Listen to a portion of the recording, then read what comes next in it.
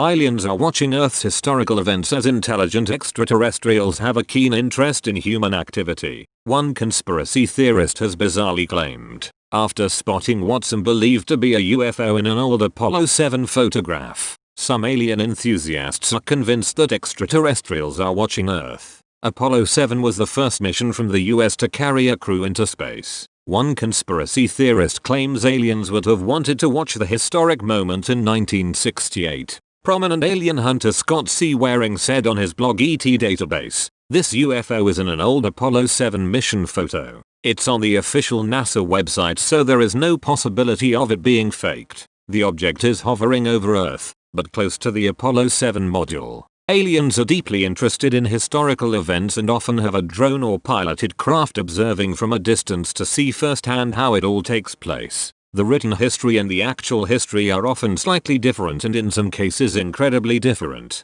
so aliens try to observe firsthand. The theory that aliens are watching falls under the zoo hypothesis, which claims that aliens are watching us, and is an attempt at explaining the Fermi paradox. In 1950, physicist Enrico Fermi, the creator of the world's first nuclear reactor, came up with a paradox which says due to the age and size of the universe there is bound to be a civilization much more advanced than ours. Many scientists argue once a civilization reaches a certain size, it eventually kills itself off as it becomes impossible to sustain, either through a war with advanced weapons or natural disasters. But why have aliens not contacted Earth? Many scientists argue once a civilization reaches a certain size, it eventually kills itself off as it becomes impossible to sustain, either through war with advanced weapons or natural disaster. Another possible solution is there simply is no other life out there. Scientists who have worked for NASA in the past have a much simpler explanation for all of the bizarre UFO sightings reported.